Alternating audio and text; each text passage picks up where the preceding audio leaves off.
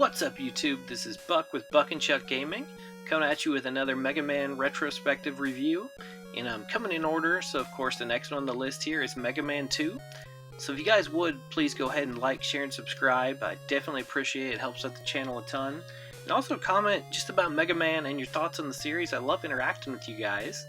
And without further ado here, I'm going to let you guys go ahead and enjoy this epic intro that is Mega Man 2.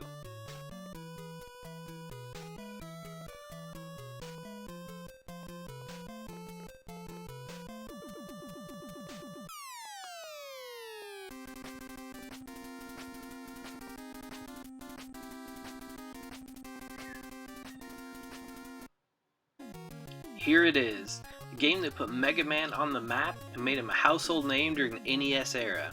Mega Man 2 was the first Mega Man game for many, including yours truly. If you went to a friend's house and they had NES, I swear there's at least a 50-50 shot that they had Mega Man 2. It was that common.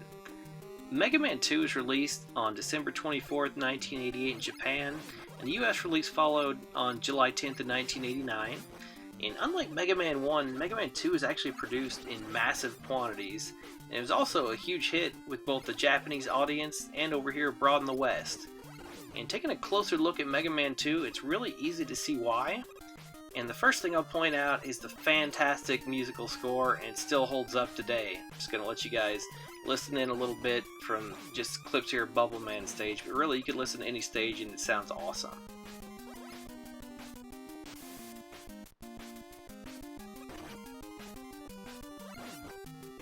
And really, during Mega Man 2, you can pause the games nearly any level and just listen to the music. I mean, I have the intro that we heard at the beginning of the video here on my Jib playlist, because it just gets me pumped. It's that good. And the difficulty is also a big thing. It's kind of a change up here with Mega Man 2. Difficulty, it's really been reined in from Mega Man 1. You're not going to find anything here near as frustrating as Yellow Devil from Mega Man 1 in Mega Man 2. I mean, I'm not going to say that Mega Man 2 is a complete cakewalk. It doesn't feel cheap anymore. It's a very good balance of accessible, but not too easy. And I'd say a great place to jump into the series overall. And next up, the graphics. Talk about just a little bit here. So they've gotten a small upgrade, but more importantly really than that, they established the look the series would use moving forward. I mean, the life and the weapon containers, they look the same in Mega Man 2 as they would the rest of the series. All the mainline Mega Man games going forward. The level design, that's also going to be a big highlight from Mega Man 2. And the design overall, it's extremely varied, and the levels fit each Robot Master like a glove. From Bubble Man's underwater level and the underwater physics was the first time I really remember a game using the lack of gravity for the underwater physics, to Quick Man's super annoying, those one-hit KO lasers that if they touch you, you die automatically. In Airman's level, it's literally in the air. I mean, that was not something that was super common back in the NES days. And then Crash Man's also just an extremely interesting level design. It's the first time I can remember in an action platform game, the level is essentially, to me, it's vertical, and you actually ascend up the level, which was something new. And like I said, I don't remember ever doing that in a Mario game or anything, before 1988 or so. The Wily stages, they're also top-notch.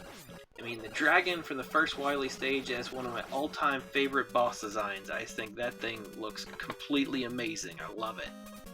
Now, don't get me wrong here. I'm not saying Mega Man 2 is perfect, but it really set Mega Man on the path that would continue down, and then to this day, I mean, it's still really the path that it's going down.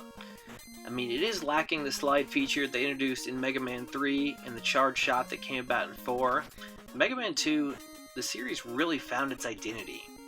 If anyone's new to the series, I'd actually recommend starting with Mega Man 2 instead of the original Mega Man, just for the accessibility factor. It is a little bit easier, and I just think it's a more fun game in general, and then everything's also...